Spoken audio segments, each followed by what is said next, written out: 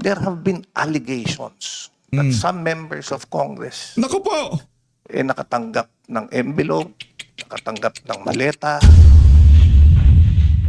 Ito'y naibigay, kung hindi sa opisina, sa townhouse. No, let me finish. There's You a will have point your of turn order, because the this has Honorable bearing. Sungay. This is not an allusion Order. to prejudge the veracity of the allegation. Honorable Suntay, there is a point of order. This is also a And point that of order. enjoys the highest Madam Chair. Nako, nagkagulo sila kasi itong si Luistro, nandun din ang pangalan niya, palakpakan.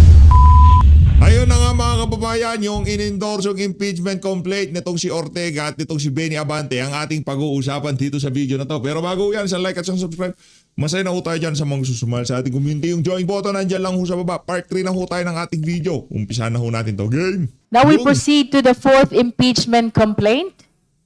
This Dapat is na the ho ito. Cabrera impeachment complaint. Our endorsers are the Honorable Deputy Speaker Paulo Ortega and Congressman Benny Abante. DS Paulo Ortega is recognized to deliver his sponsorship speech.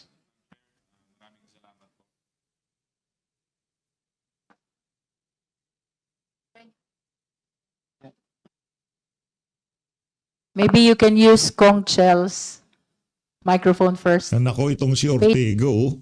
Talaga naman. Anak ng tao ko. Yung mga maleta, brad, ha? Yung mga maleta. Please kindly address the microphone. Thank you, Madam Chair.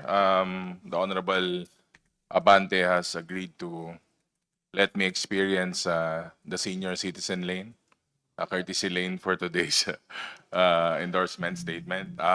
Honorable Chairperson Jervil Luistro, honorable members of the Committee on Justice, our esteemed guests, public whom we serve, na imbaga bigat tayo amin na po. Tayo ay naging isang bansang labis ang pagkahati-hati hanggang sa makalimutan na natin ang pagdating sa paglilingkod sa bayan. Dapat managot Paglilingkod sa bayan, tapos yung mga flood control sa distrito niya, di umano, puro palsipikan. Paglilingkod sa bayan, tapos nandun sa listahan ng mga Marines, palakpakan natin. Itong si Congressman Ortega, pambira. Ginugood time na naman ho tayo. sino man o anumang kulay ng politika na kanyang kinakabilangan. Ang pananagutan ay nangangahulugang paglalantad sa mali at paglalabag sa matagal nang umiiral at patuloy na sumisira sa ating mga institusyon. Now is the moment ripe for remembrance that it was nearly 4 years ago that the Vice President stood before us, raised her hand, and pledged faithfully and conscientiously to fulfill her duties as a Vice President of our country, preserve and demand our Constitution, execute our laws, do justice for every man, and consecrate herself to the service of the nation. Nakakalungkot po na isipin na nakalipas na po ang halos 4 na taon mula nung ipahayag. Ang mga pangakong iyon ay mukhang hindi naman natutupad.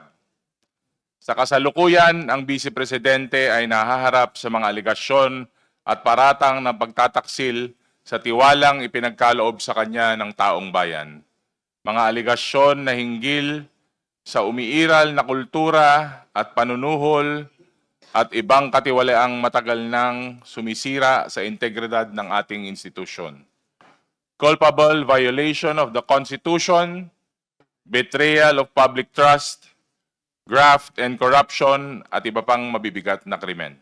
Bago mo kami paandaran, Brad, sagutin mo muna yung mga aligasyon na ipinupukol sa'yo. Kasi yung mga aligasyon na yan kay BP Sara, wala namang kaibahan doon sa pagtukoy sa'yo ng mga dirigma natin na nakatanggap ka rin daw ng maleta. Di umano. Ha? Nakatanggap ka din daw di umano ng maleta. Yung aligasyon nyo kay BP Sara, 125 million. Dito pinag-uusapan natin, maleta, Brad. Hindi na kilo-kilo Hindi na bulto-bulto, Brad, maleta. Ang inuugnay sa mga maiingay diyan sa House of Representatives na natanggap di umanong kickback diyan sa issue ng mga maanomalyang flood control. Tahimik ka doon. pagdating sa impeachment, bida-bida ka. Hindi pwede yan, Brad. Hindi pwede yan. Under letter A, sufficiency in form, Honorable Chairperson Luistro and the honorable members of the Justice Committee, batay sa ating rules of procedure in impeachment proceedings, upon due referral, this committee shall determine whether the impeachment complaint is sufficient in form. Kaugnay nito, ang isang impeachment complaint ay kinakailangan na may kalakip na verification that the complainant has read the complaint and that the allegations are true and correct for his personal knowledge or based on authentic records. To this end, I invite the attention of the Honorable Committee to pages 71 and 72 of the verification page that the fourth impeachment complaint or the Cabrera complaint pursual of the pages show that this complaint has been duly verified by the complainant himself, Attorney Nathaniel G. Cabrera, on the 18th of February 2026, under oath that the complainant deposed that he read and understood the contents of the complaint and that the allegations of the complaint are true and correct based upon personal knowledge and based upon authentic documents of the same date, and the verification is also duly notarized. Page 70 of the fourth impeachment complaint shows that it was signed by Attorney Nathaniel Cabrera. Higit pa rito, bilang bahagi ng formal na proseso, ako at si Representative Bienvenido M. Abante Jr. ay pumasa ng isang resolution of endorsement dated February 18, 2026, duly subscribed and sworn before the Honorable Secretary General Attorney Cheloy E. Villacaria Garafil. Madam Chair, it is respectfully submitted that the fourth impeachment complaint of the Cabrera complaint is sufficient in form and that it be allowed to proceed to the next stage of the proceedings. Maraming salamat po, Madam. Yun, no. Tapos na ho itong si Ortega. Thank you, Honorable Deputy Speaker Paulo Ortega. Our parliamentary status, we have concluded on the sponsorship speeches of the three remaining impeachment complaints. Those include the first impeachment complaint, referred to as Castro et al. Impeachment complaint. The third impeachment complaint, referred to as Father Sabalia et al. Impeachment complaint. And the fourth impeachment complaint, referred to as Cabrera impeachment complaint. I wish to state for the record and for the guidance of all the justice members who just came, the second impeachment complaint has been withdrawn already by the complainants. Now we shall proceed to determine the sufficiency in substance. For the guidance of all the members, form. I'm just testing if you are all listening. For the guidance of all the members, I wish to summarize the process that will happen in the Justice Committee into 5. The first step is the determination of sufficiency in form. The second step is the determination of the sufficiency in substance. The third step, which is subject to the condition that the impeachment complaints are declared sufficient both in form and in substance, we shall issue the notice to the respondent for her to file an answer within a period of 10 calendar days, in which case the complainant is given as well a period of 3 days to file their reply, and from the date of reply, receipt of reply, the respondent is likewise given the period of 3 calendar days to file their rejoinder. On this step 3, we will determine if there is sufficient basis that supports the impeachment complaint. If in the affirmative, we shall proceed to step 4, and that is the hearing proper, where we will be inviting the complainants, the witnesses, and even the respondents. After the hearing proper, we will decide on step 5. That is the determination of probable cause, the existence of probable cause, which shall be determined by the majority vote of all the members of the Justice Committee. That includes the ex officio members. The Honorable Abante. May we know the pleasure of the Honorable Abante? Would you like to make your endorsement also, sponsorship speech? I thought you gave that opportunity to DS Paulo Ortega. That's why I did not recognize you anymore. Nonetheless, Hoy, Kong Abante. Naku, yarito si Kong Abante dito. Nandun ba pangalan ni Abante? Top 1 siya. Number 1 ho siya sa listahan. let us hear the sponsorship speech of the Honorable Bishop Abante for the 4th impeachment complaint, that is Cabrera impeachment complaint. You may proceed. Ay, iba. Oo. Sound check. Ay, ayan. Ayan. Alright. Alright. Magandang umaga po, Madam Chair, Naku, sinisipon to si colleague, Benny Boy. mga kababayan, ang mga kapwa ko endorsers. Magandang umaga sa inyo lahat. Alam nyo, ako po'y mahilig maglagay ng titulo sa aking mga speeches. At ang title po ng aking speech today is Duty, Honor, Principle. Tatlo po yan. Ano? Martin Luther King Jr. said, and I quote, Martin Luther. the ultimate Baka magalit yung amo mo ha. Tawag namin sa kanya Martin Luther eh. 'Di ba? Martin Luther, hindi Martin Luther ha, hindi yung si MR la. Martin Luther, ha, Martin Luther Romualdez, 'di ba? 'Yun ang tawag natin sa kanya, baka magalit yung amo mo sa iyo, brad ha. Hinay-hinay ka sa pagbanat.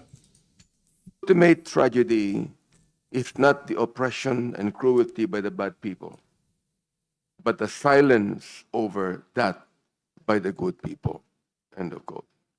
Madam Chair, there are moments in public life when silence is convenient, when silence is strategic, when silence is safer. But there are also moments when silence becomes complicity, when to look away is to participate, when to remain quiet is to permit the erosion of the very Constitution we swore to defend. I endorse this 4th impeachment complaint with Congressman Paulo Ortega, not out of anger, not out of partisanship, not out of personal animus. I endorse the 4th impeachment complaint because the allegations before us are grave and quite serious, because they strike at the heart of constitutional order, because they involve the alleged misuse of hundreds of millions in confidential funds, because they involve sworn affidavits, COA findings, documentary irregularities, and most chilling of all, public admissions that, if true, undermine the sanctity of lawful succession and the stability of government. We are not here to convict. We are not here to persecute. We are not even here to prejudge. We are here to determine sufficiency in form and sufficiency in substance. But allow me to stress that sufficiency is not a trivial threshold. It is a constitutional gate. And when credible, detailed, documented allegations are placed before us, allegations of betrayal of public trust, culpable violation of the Constitution, graft and corruption, and other high crimes, this committee does not have the luxury of indifference, because public office is a public trust. Yan. These words are not ornamental, Madam Chair. They are not decorative language placed in our Constitution for ceremonial speeches. They are a command, a standard, a warning. When confidential funds are alleged to have been encashed in vast sums and liquidated in implausible time frames, when audit findings raise red flags, when sworn testimony describes physical transfers of cash outside normal channels, when public statements threaten the very officer's name in our Constitution, we cannot say this is inconvenient.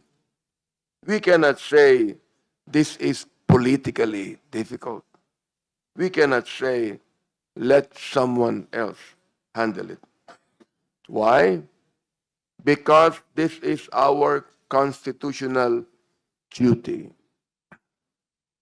If the complaint is defective in form, we will say so. If it lacks ultimate facts, we will say so. If it fails the standard required by the Constitution, we will say so. But, Nako, if it meets the Naku po. threshold, parang meron atang sumisilip na na relo. Meron ho tayong nakitang post, 20 million daw umano yung relo na yan, itong si Pastor Abante. Maayos ha? if it alleges Gusto nyo bang makita yung di umanong 20 million na relo nitong si Benny Abante? Nakita nyo naman ho doon sa ating di ba? Doon sa ating thumbnail, yun daw ho nagkakahalaga ng 20 million pesos. Ibang klase talaga tong si Pastor. ultimate facts supported by sworn statements and documentary annexes sufficient to warrant investigation, Yan. then we must allow the process to proceed. For the power of impeachment, Madam Chair, my dear colleagues, is not a weapon. Ano? It is a safeguard. Naku po, It is safeguard. not vengeance. Oh. It is accountability. It is not politics. Wow. It is constitutional order at work. Wow, talaga naman. History will not ask whether this was politically comfortable. History will ask whether we were faithful to our oath. We swore to preserve and defend the Constitution, not selectively, Madam Chair, not conditionally, not when it is convenient. If we remain silent in the face of serious allegations against one of the highest officials of the land, then we are not neutral. We are negligent. This hearing is not about personalities. It is about principle. It is not about ambition. It is about accountability.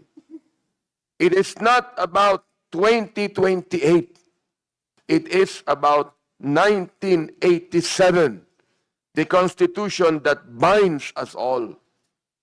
Let us therefore proceed with sobriety, as I beg this committee right now, Madam Chair. Yeah. Let us proceed with fairness. Let us Fairness. proceed with Rules. without fear. Because in the end, we answer not only to our colleagues, not only to our constituents, but to history and to God. As Scripture reminds us in Nako, Micah 6, yan ang problema. Yan ang problema. Paparatangan ka na tumanggap na di umanong tumanggap ng maleta tapos magko-quote ka kagad sa scripture. Magko-quote ka sa Biblia. Yun ang problema. 'Di ba? Ako maniniwala naman ako sa iyo, pastor. Dito kay Banal na Aso, maniniwala naman ako eh. Kung sanang hindi nakakaladkad ang pangalan mo diyan sa issue ng mga maaanomalyang flood control, kinakaladkad ka ng mga pinakauna nga pangalan mo, di ba? Okay lang sana kung walang kontrobersya, hindi pa naman napatunayan na totoo o hindi totoo yan. Ang atin lang dito, hindi mapapasama ang pangalan mo diyan kung hindi ka malapit sa Kaban, di ba? Ngayon kung malapit ka sa Kaban at napasama ang pangalan mo diyan, marami kang dapat na ipaliwanag sa bayan. At ang matindi ho dito, di umano yung so niya relo 20 million. Yun ang problema natin dyan. 8, and I quote, He hath showed thee, O man, what is good, and what doth the Lord require of thee, but to do justly, and to love mercy, and to walk humbly with thy God. End of quote. Madam Chair, my dear colleagues, Oh. may we do justly, Oh. may we love mercy, Oh. and may we walk humbly as we discharge this solemn constitutional duty. Wow. Maraming salamat po, Madam Chair. You're welcome, you're welcome. Madam Chair. Yun na. Balagbagan na ho ito. Balagbagan na ho Thank you, ito. Honorable Abante. That finally concludes our sponsorship speeches. Honorable Suntay, if this concerns the sponsorship speech, because soon we will be proceeding to hear on the sufficiency in form, if that concerns form. Kindly use the microphone of the Honorable Padiernos.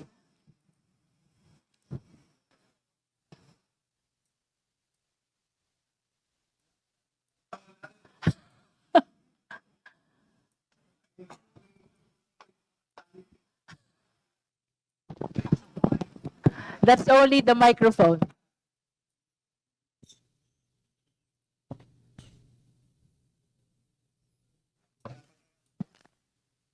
Page, kindly fix the microphone near to Honorable Suntay.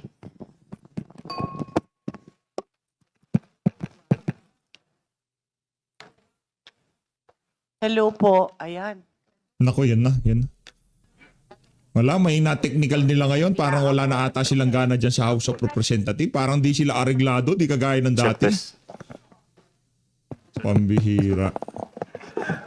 Thank you very much, Madam Chair. Yan, yan. Well, Madam Chair, after hearing all the endorsers of the Ganda ng ngiti na tong si Chef. Parang malupit ho ata sasabihin nito. impeachment Ayos. complaint, Hmm. sangayon naman ako sa kanila dahil ang mga sinabi nga natin mga endorsers, there has been allegations now of misuse of hundreds of millions of public funds. Merong mga sworn affidavits, merong mga allegations na binitawan, merong usapin regarding betrayal of public trust, graft and corruption. Kagaya nga ng sinabi ni Congresswoman Renico, hindi dapat tayo matakot ungkatin ang katotohanan. Yan. At kagaya ng sinabi ng aking kaibigan, si Pastor Benny Abante, public office is a public trust. We Yeah. should proceed with fairness and without fear. Bottom line, we have to be impartial. That's why I would like to raise this. In the light of serious allegations contained in a joint affidavit issued last February 23, that has been reportedly transmitted to the Office of the Ombudsman. There have been allegations that some members of Congress Naku po! nakatanggap ng envelope, nakatanggap ng maleta. Ito'y naibigay, kung hindi sa opisina, sa Sinikap. townhouse. No, let me finish. There's You a will point have your of turn order, because the this has Honorable bearing. Suntay. This is not an allusion Order. to prejudge the veracity of the allegation. Honorable Suntay, there is a point of order. This is also a And point that of enjoys order. the highest Nako, nagkagulo sila kasi itong si Luistro, nandun din ang pangalan niya, palakpakan. Nagkagulo sila. hierarchy among all the motions. What is the relevancy of this speech? No. Oh. Madam Chair, Nako. this is very relevant because we are Please, Honorable Suntay, please wait until he finishes with his point of order. The Honorable Terry Ridon is recognized. Kindly use a microphone which is okay. Madam Chair, the speech of our distinguished colleague is absolutely relevant to the question of sufficiency of form and substance. Saludo ha, Kong Bong Suntay ha. Kong Bong Suntay. Ay, nainit. Napindot mo itong si Terry Redon. Napindot itong si Terry Redon. Tingnan nyo, mukha pa lang galit na oh. Di ba boss mo si Saldi ko? Wala na siya. So si Martin Romualdez na. Palakpakan natin. in the matter, and more importantly, my understanding of what he's stating today is that he's probably accusing members of Congress, members of the House Committee on Justice, as receiving payments for the implementation of our mandate in the impeachment proceeding. So, which is which, Madam Chair? So I think his speech is out of order, and this should be decided promptly by the committee. Okay, we heard the basis of the point of order of the Honorable Terry Ridon. Now we shall hear the answer of the Honorable Suntay. Yes, Madam Chair. Ang problema sa Kindly kaibigan ko, justify the relevance of your He is statement to the jumping current the gun. impeachment proceedings. he is jumping the gun. Mm. This is actually relevant not only in the determination of form and Yan. substance. This is relevant in the impartiality, in determining the impartiality of this hearing, which is very Yan. important. Oh. Madam Chair, this is not an accusation. Oh. Kaya nga, kung hinintay lang ako patapusin, Oh. ewan ko bakit naman yung aking kaibigan, naggagalaiti ka agad at concern na Nagigigil. concern. You know, if we have nothing Wala naman siya nung 19th Congress. Yang si Terry Redon. Ba't lumulundag siya? to hear, then we just listen. If we are not being alluded, why are we so guilty? So let me finish. The issue here is not to prejudge the veracity of the allegation. However, given the gravity of the claims and the potential impact on the credibility of the committee's proceeding, ang gusto ko maging malinaw lang po, hindi ko hinuhusgahan Yeah. yung aking mga kasamahan o ipagpalagay na totoo ang mga aligasyon. Hindi rin po ito personal na laban sa sino man sa inyo. Sa katunayan, ang layunin ko ay kabaligtaran upang protektahan ang bawat isa sa inyo. Mabigyan, kasi may listahan na nilabas eh. Ang gusto ko po sa ganitong pagkakataon, Madam Chair, naniniwala ako na mas mabuti na tayo mismo ang magharap at maglinaw ng issue. Kaysa maging bulong-bulungan pa ito. Yan. Bigyan natin ng pagkakataon bawat membro ng committee. Pagkakataon mismo na mag-assess ng kanilang sitwasyon or if they can be an impartial member of this committee. Yun lang. Kung sa tingin nila they can be an impartial, then let's proceed. However, if they think that baka pagdudahan sila at pagdudahan yung lalabas dito na resulta, then let's allow them if they want to recuse. Oh. Honorable Suntay, Oh. with all due respect, unless all your manifestations have complete relevance to the current impeachment proceedings, you're enjoined by the chair. Salamat to- kung Bong Suntay, no? Talagang igagang ka ng mga walang yan. Normal yan, naiintindihan namin yan. Pero gayon pa man, taos puso tayo nagpapasalamat dito kay Congressman Bong Suntay. Palakpakan ho natin. Saludo. to proceeding to your manifestation. That's why, Madam Chair, So ordered. Madam Chair, my point is just to... Honorable Suntay, you are enjoined already by the chair to cease from manifesting, from making manifestations which are totally Kasali din nata pangalan ni Luistro. Kasali pa pangalan ni Luistro? Parang, kasali ba?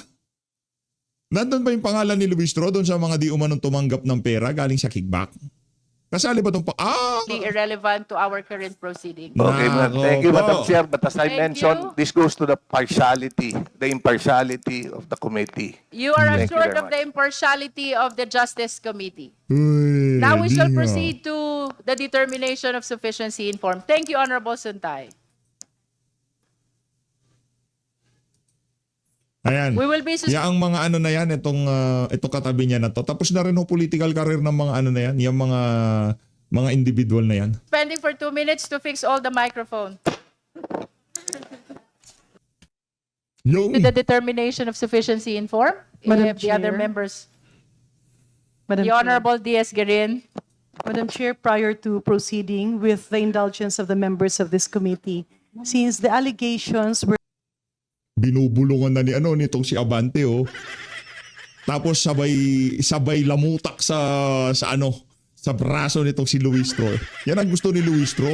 Linalamutak yung kanyang Pilipinyahan, di ba? baseless and not contained in an Lamutakin mo, Brad. affidavit, and this is the subject of an impeachment complaint totally unrelated to what was mentioned, may I move Kasali ba pangalan ni Garin? Kasali ba yung pangalan ni Garin doon sa mga pinangalanan ng mga mandirigma natin? Ah, okay. that the words and the allegations as contained for congressmen getting money in the office and being delivered in the townhouses be stricken off the records. So moved, Madam Chair. There is a motion to strike off from the record the manifestation of the Honorable Suntay with respect to the money taken or received in relation to the Basically, Madam Chair, the statements, the allegation mentioned by Congressman, or my good friend, my very good friend, Congressman Suntay, you are good friend to each other. Very, Madam Chair. Very much, Madam Chair. So, There is a motion to strike off from the record the manifestation of the Honorable Suntay about the money taken or received allegedly by the members of the House. Is there a Madam Chair. second? The same has been seconded. Is Madam there any Chair. objection? Madam Chair. Are you- Madam Chair, I have no objection considering it has been published. The Honorable Marcoleta, are you objecting? No, ma'am. In fact, I'm appealing to Let us resolve first the to motion. reinstate the. So you are objecting. No, I'm appealing to reinstate the remarks earlier made by. The motion Honorable is Suntay. still pending. It's not yet resolved. If there are no objection, Cannot object. then the chair approves the motions to strike off from the record the manifestation of about the money allegedly received by the House members from the manifestation of the Honorable Suntay. So ruled. Na-strike Honorable na. Marcoleta. Madam Chair, I'd like to appeal. I think the remarks earlier made by Honorable. Is that a motion for reconsideration? It's more of a manifestation. Okay, please manifest. Opo. The earlier remarks made by Honorable Suntay is an appeal for objectivity, impartiality, insofar as the proceedings of the Justice Committee is concerned. Ang binanggit po niya, if we will, no offense to the most of the members of the Justice Committee, there are 25 House members named in the affidavit of the 18 ex-Marines, 25 names, which comprise around 1/3 of the membership of the Justice Committee here, all present. The Honorable Marcoleta is likewise reminded to confine the manifestation to the relevancy of the current impeachment I proceeding. think it's very germane, ma'am, because it boils down to the objectivity and impartiality of the members. Honorable Marcoleta, we have not reached even the determination of sufficiency in form, and the chair has stated already that the Justice Committee is assured of the impartiality of the chair, including all the members. I think that is premature for us to discuss on the partiality when we haven't heard any of these impeachment complaints. So unless the manifestation has relevance to the current impeachment proceeding, the Honorable Marcoleta is requested to cease from making manifestation outside the subject matter Naku, nagalit nitong si Congressman Marcoleta itong si Jarvil, ito si Luistro. of this impeachment proceeding. Naku po. Madam Chair, with due respect to the 25 members who were mentioned in the affidavit, Honorable Marcoleta, you are reminded by the chair already to confine to the subject matter of this impeachment proceeding. If you continue to make a manifestation outside the subject matter, we will be ruling you out of order. With all due respect, Honorable Marcoleta. I submit to the wisdom of the chair. Thank you. We shall now proceed to the determination of sufficiency in form. Ngayon na nga mga kababayan, talagang allergic ho sila doon sa affidavit ng mga magigiting nating mandirigma. So always, maraming salamat po sa pag-support sa PH Update. Mag-ingat po kayong lahat. Mahal natin Pilipinas. Saludo.